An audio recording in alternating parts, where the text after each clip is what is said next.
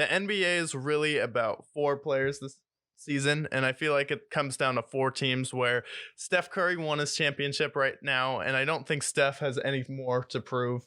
I think I just don't believe in the Clippers at this point. I feel like they're so snake bitten, and then they looked so disastrous with Russell Westbrook. They're kind of out of the picture.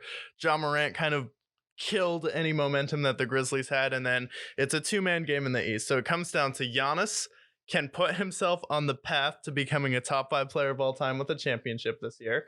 And I feel like he'll have the numbers to do it, and he'll have the argument with how dominant he is on defense. Jason Tatum, if he wins a championship, he becomes a legitimate player where he's not just a Tracy McGrady, who's a scoring guy and never got it done in the playoffs, even though he's already made it further than he has. But he's not like a Carmelo Anthony, and he's not just a Paul Pierce. He can actually lead his own team to the final. So I feel like Jason Tatum in the East, he can have a lot to prove, and then Giannis. And then in the West, I feel like it comes down to Kevin Durant and Jokic, because I feel like it's going to come down to probably the Nuggets and the Suns and maybe the Mavericks with Luka. But I feel like Luka's not at the point where it's really make or break. If Jokic can get to the finals and put up a fight, it would be the most impressive playoff performance since LeBron James brought the Cavs to the finals in 2007. You remember LeBron brought the first team to the NBA finals in a long time with no more than one All-Star. Didn't have any All-Star teammates on that team. And also his All-Star was Judas Ilgauskas. Yeah.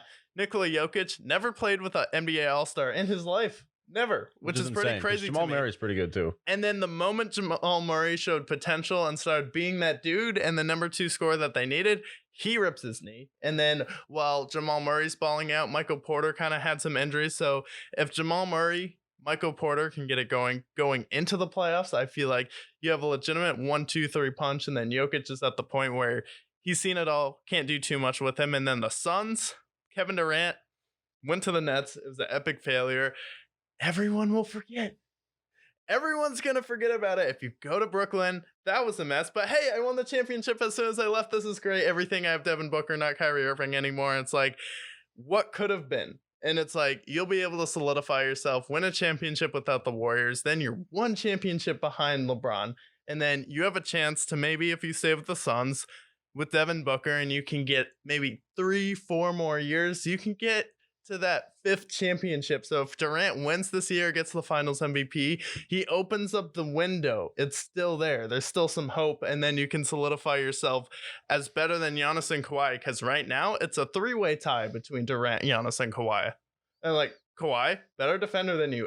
Like, and then he won it with the Raptors, where you're running it with the Warriors. His center was Marc Gasol. His point guard was Fred VanVleet, not Steph Curry. And Pascal Siakam was there, but he was still young. He was still very raw.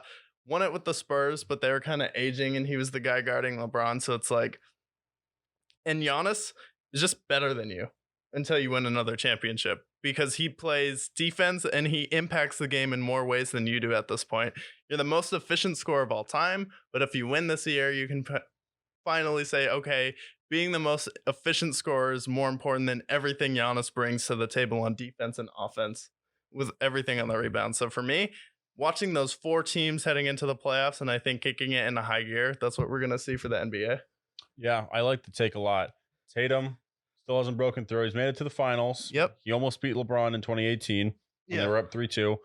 And then we got Giannis. He gets 2 titles. He'll be up there with some of the most dominant big men of all time, I think, if he wins that. Yeah. KD, he'll have 3. I think 3 is the magic number when it comes to someone like KD being an all-time great.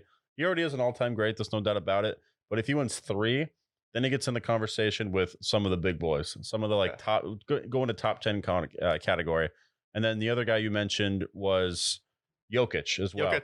Jokic. Most impressive playoff performance ever. Have back-to-back 3-time MVP consecutively, which I don't know if it's ever been done. And then he wins his title. He legitimizes himself as a champion. Yeah. He has that ring. I feel like for someone like Jokic, I feel like he doesn't need to win 4, 5, 6 championships. I think if he wins 2, he's good. Yeah. Because 1 championship's a fluke, 2 championships, all right, you're a champion. It's what happened with KD, even. Yeah, definitely. And I feel like KD, it's still like, well, you won your championships with Steph Curry. And on the other end, you mentioned Giannis entering in that next stratosphere. Well, there's a chance he could get knocked down into the other stratosphere slightly below that. Why? If you lose and you don't make the finals, you're probably lost to the Celtics. And Jason Tatum would then be 3-1 versus you in the playoffs.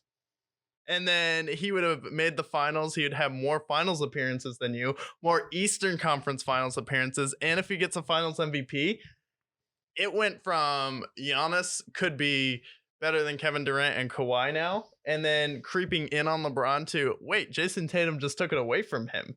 And now he could be the most dominant player in the East because 3-1 versus you in the playoffs. So it's like that's a huge storyline that I feel like not a lot of people are talking about. It's like we get Embiid, there's the Cavaliers, but it really comes down to Tatum versus Giannis is going to be our generation's Kevin Durant versus LeBron. I'm here for it. And the Kevin Durant in the situation was Jason Tatum may end up coming out on top this time because what he brings to the table defensively is something pretty special as well. So looking forward to Tatum and Giannis going head to head in the playoffs.